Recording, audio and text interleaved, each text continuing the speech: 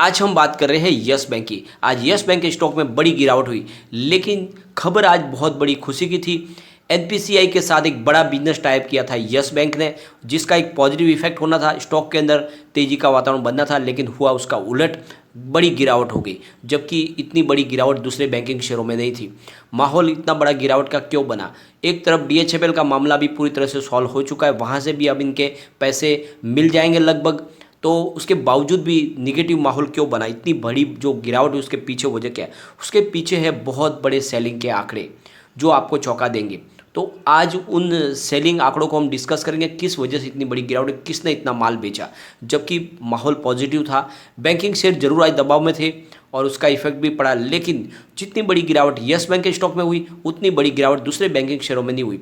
तो ये गिरावट क्यों हुई और क्या और नीचे जा सकता है स्टॉक? जिस तरह से स्टॉक फिर से धीरे धीरे नीचे आ रहा है, क्या वापस उसी जगह पे पहुंच जाएगा जहां पे पहले था? तो सारी संभावनाओं को तलाशेंगे, लेकिन फ्रेंड उससे पहले अगर आप पहली बार हमारे चैनल पे आए तो चैनल को सब्सक्राइब कर दीजिए, एक बेल आइकॉन दबा दीजिए ताकि जब भी नया वीडियो बने पहला नोटिफिकेशन आपको मिले। वीडियो पसंद आए तो लाइक शेयर जरूर कीजिए।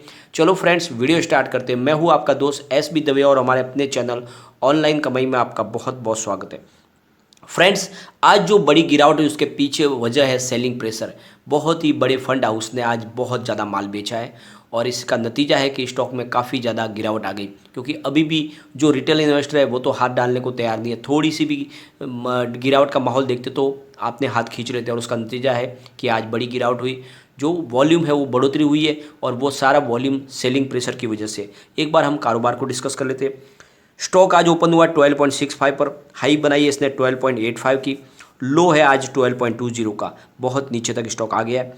अगर हम वॉल्यूम की बात करें तो बीएससी में 2,33,21,000 का वॉल्यूम हुआ, सामने 1,08,93,000 की डिलीवरी उठाई गई और डिलीवरी का परसेंटेज 46.71%। एनएससी की बात करें तो 14,81,07,000 का वॉल्यूम हुआ और सामने 7,40,56,000 की डिलीवरी उठाई गई। डिलीवरी का परसेंटेज है 50%। तो ये जो डिलीवरी बेस काम हुआ है ये एक्चुअल में डिलीवरी बेची गई है और इसी का नतीजा है कि बड़ी वॉल्यूम के साथ में कामकाज हुआ और बड़ी डिलीवरी बेस काम हुआ है। और जो इसके वॉल्यूम के आंकड़े वो भी यही कहते हैं।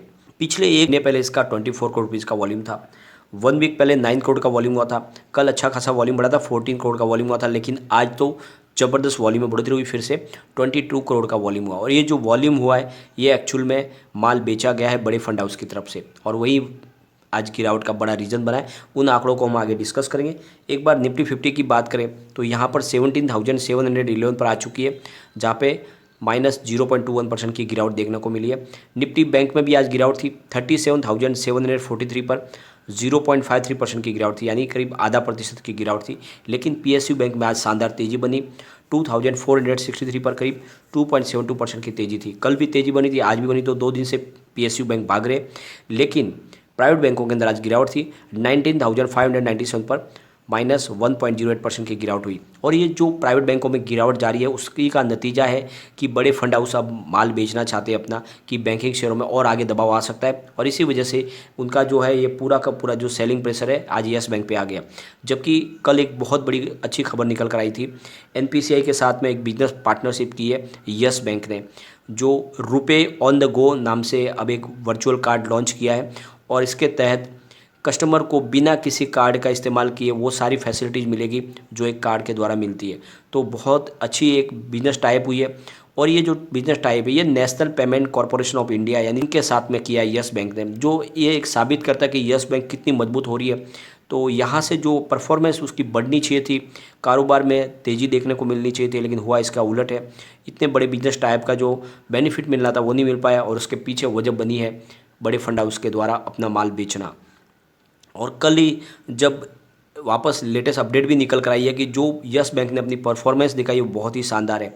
यानी कहा गया है कि यस बैंक ने अपनी सेहत में काफ़ी अच्छा सुधार किया है। सुनील मेहता उनकी तरफ से कहा गया है, चेयरमैन सुनील मेहता, प्रॉफिट में बहुत ज़बरदस्त तेज़ी देखने को मिली यस बैंक के, करीब 355% की प्रॉफिट के अंदर बढ़त देखने को मिली है। जो 207 करोड़ रुपये का प्रॉफिट मिला तो वो 10 क्वार्टर में सबसे ज़्यादा है, यानी पिछले 10 क्वार्टर का हाईएस्ट इन्होंने इस बार प्रॉफिट दिखाया है। और बैंक ने जो अपने डिजिटल प्लेटफॉर्म पे अपने आप को खड़ा किया है, वहाँ पे उन्होंने रिकॉर्ड 9.06 बिलियन यूपीआई ट्रांजैक्शन की है। तो ज़बरदस्त प्रदर्शन बढ़ रहा है बैंक का, और जो 102% की ग्रोथ दिखा रही है इनके कारोबार में, यानी यूपीआई ट्रांजैक्शन इनके बहुत अच्छे बढ़े हैं।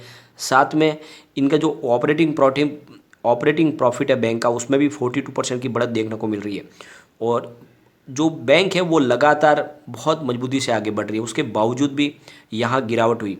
दूसरी तरफ जो मामला डीएचएफएल का है, पीरामल ग्रुप ने ऐलान किया है कि उन्होंने डीएचएफएल की जो रकम थी वो पूरी चुका दी है, 38,000 करोड़ रुपये उन्होंने चुका दिया है। और जो पैसा है लेंडर आपस में बांट के अब ले लेंगे।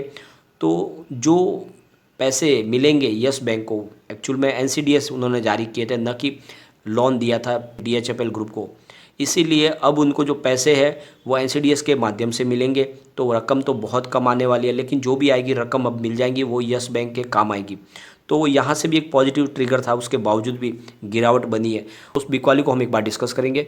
फ्रेंड्स, सुबह 10:40 पर 12.80 की प्राइस से करीब 1,57,000 शेयरों की खरीदारी हुई थी। यहाँ से माहौल पॉजिटिव बनना शुरू हुआ था और फिर समय यानी 10.40 पर 12.85 की प्राइस से करीब 3,18,000 शेयरों की खरीदारी हुई थी। और यहाँ पे खरीदारी के दम पे स्टॉक में अच्छी तेज़ी बनी थी, 12.85 तक स्टॉक आया।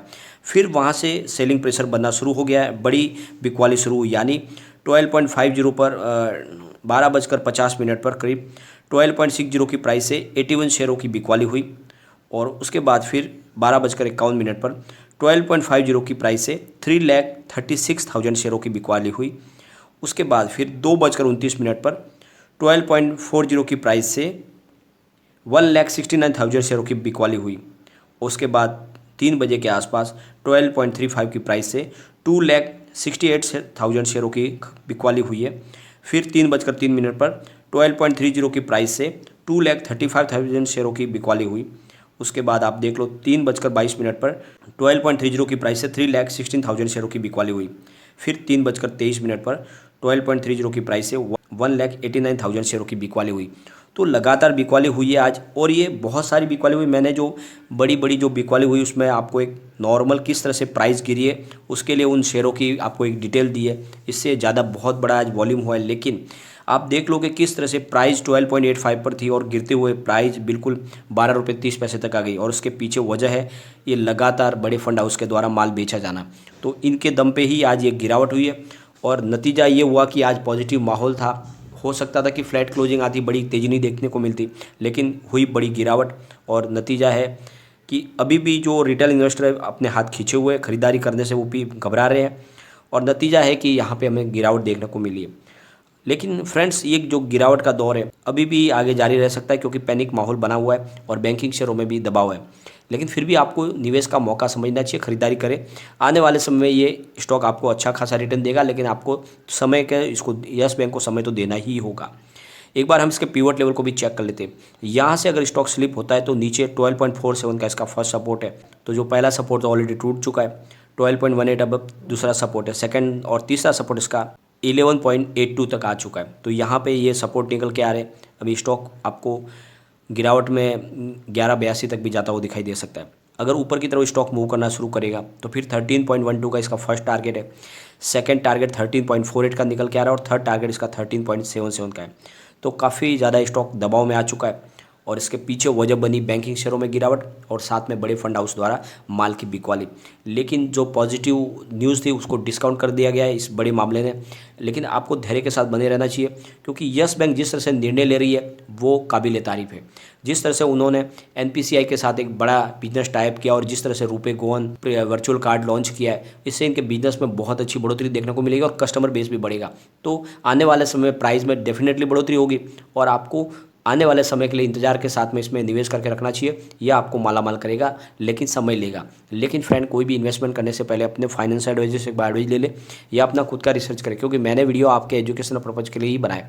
वीडियो पसंद आए तो लाइक शेयर जरूर कीजिए और चैनल को सब्सक्राइब कर दीजिए। Thank you friend.